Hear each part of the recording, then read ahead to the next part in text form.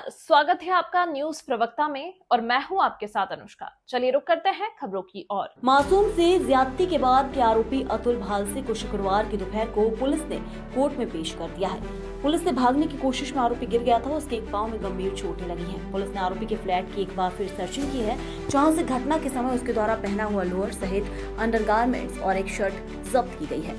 आरोपी ने पुलिस की पूछताछ में बताया कि फॉगिंग के कारण लोगों ने अपने फ्लैट के गेट बंद कर लिए थे। आमतौर पर मल्टी में भीड़ भाड़ रहती है, लेकिन मंगलवार की दोपहर बच्ची धुएं के कारण बरामदे में अकेली दिखी। ये मौका उसे बेहतर लगा और उसने बच्ची को फ्लैट में खींच लिया। इस समय उसकी मां और बहन दोनों काम पर गई थी। यहाँ उसने बच्ची के साथ ज्यादती की, इससे बच्ची बेसुध हो चुकी थी। इससे वे घबरा गई, पहले उसका मुंह दबाया, बाद में गला घोंट दिया। मंगलवार की दोपहर को आरोपी की मां जब काम से लौटी तब उसने पूरा घटनाक्रम मां को बता दिया था। मां ने बहन के आने पर उसे भी मामले की जानकारी दी। बॉडी को ठिकाने लगा पता, इससे पहले ही मल्टी में देर रात में पुलिस आ गई, वहीं इससे इस शव को ठिकाने लगाने का मौका नहीं मिला। मंगलवार बुधवार की दरमियानी रात शव को कपड़े में बांधकर पानी की टंकी में रख दिया। ऐसा करने की बात उसकी मां ने ही कही थी। बाद में पानी की टंकी सहित बॉडी ठिकाने लगाने का प्लान था, लेकिन पुलिस मौके से हटी ही नहीं। मल्टी के चारों पुलिस बल तैनात रहा। पुलिस का कहना है कि आरोपी की मां बसंती भालसे द्वारा पूर्व में एक बच्चे को अगवा किए जाने की जानकारी मिली है। हालांकि मामला काफी पुराना है। पुलिस इस मामले में उनसे मानव तस्करी के संबंध में भी पूछताछ कर रही है। मल्टी में आसपास रहने वालों ने बसंती और उसकी बेटी चंचल का आचरण संदिग्ध बताया है। उनके घर अनजान लोगों का भी आना जाना था। पुलिस को इस बात का भी संदेह है कि आरोपी किसी सेक्स रैकेट से भी जुड़े हैं। अच्छे नहीं मिल पाया, जिसकी वजह से दिक्कत हुई है। कुछ सीसीटीवी वगैरह चौकी को कुछ अपडेट करने के लिए बात करना।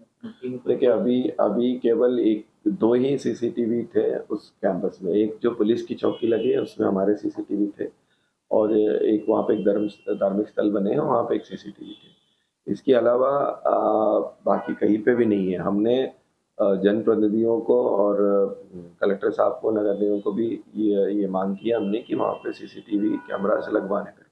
अब जनप्रतिनिधि भी लोग आगे आ चुके हैं कि वो लोग अपने जो निधि फंड जो है उनसे वो लोग करवा दे करके। तो जगह हम लोग चिन्हित करके दे रहे हैं, करीब 25-30 करीब जगह हैं जहाँ पे मल्टी में सीसीटीवी होना चाहिए, वो हम करवा रहे हैं। सर, मल्टी के लोगों ने वहाँ के बीट प्रभारी पर भी आरोप लगाए कि उनके संरक्षण के वहाँ पे नशे का कारोबार चल रहा था, इसके लिए मुआवजा वसूली भी करते हैं। नहीं, देखिए हम लोग समय समय पर उसमें कार्रवाई करते हैं। ये बात सही भी है कि वहाँ मल्टी के लोग नशे का सेवन ज़्यादा करते हैं। हम लोग हर दिन मल्टी के बाहर के रोड में चेकिंग भी लगाते थे इसी आशय से कि कोई ऐसी नशे के पदार्थ मल्टी के अंदर या कोई हथियार वगैरह मल्टी के अंदर ना जाए। तो जिसका प्रभाव भी हम लोग देख रहे थे कि पिछले 1 साल में कोई बड़े अपराध ईदगाह वाले मल्टी में नहीं हुआ था। ये कभी एक घटना हो गई तो हम लोग उसमें फिर से अलर्ट हुआ है। तो अभी फिर से हम लोग कार्रवाई करेंगे उसमें। अगर ऐसा कोई वहाँ पे नशे का कारोबार चल रहा है तो उसमें बिल्कुल कार्रवाई।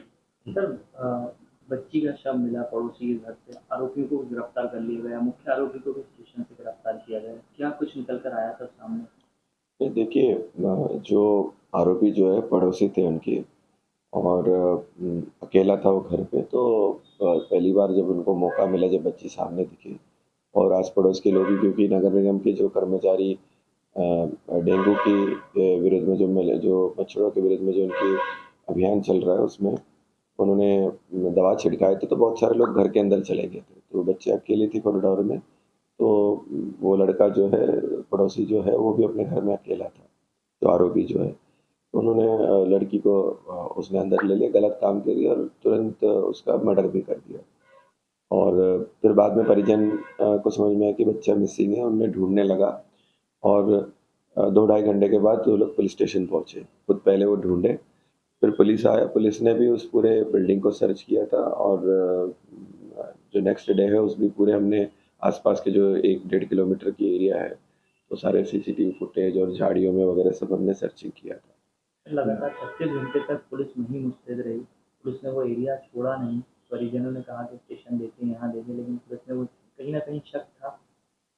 नहीं, देखिए हम लोगों ने वीडियो फुटेजेस देखी, और मल्टी की जो नेचर है कि कोई बच्चे के साथ में बहुत दूर तक जा नहीं सकता। बहुत सारे लोग, घने आबादी वाले एरिया लोग वहाँ पर दिखे। तो हमारा जो अंदाज़न था कि उस बिल्डिंग में या आसपास की कोई बिल्डिंग में किसी ने कुछ हरकत तो नहीं की है। तो हमारा जो फोकस, जो करीब 12 मल्टियाँ थी, जो बिल्कुल 50 मीटर के अंदर के जो है, उसमें हमारा फोकस था। तो उस हिसाब से हम लोग सर्चिंग कर रहे थे। और छोटे बच्चे को जहाँ रख सकता है, अलमारा, फ्रिज, जितने भी डब्बे हैं, वाटर टैंक्स हैं, सब हमने दे दिए।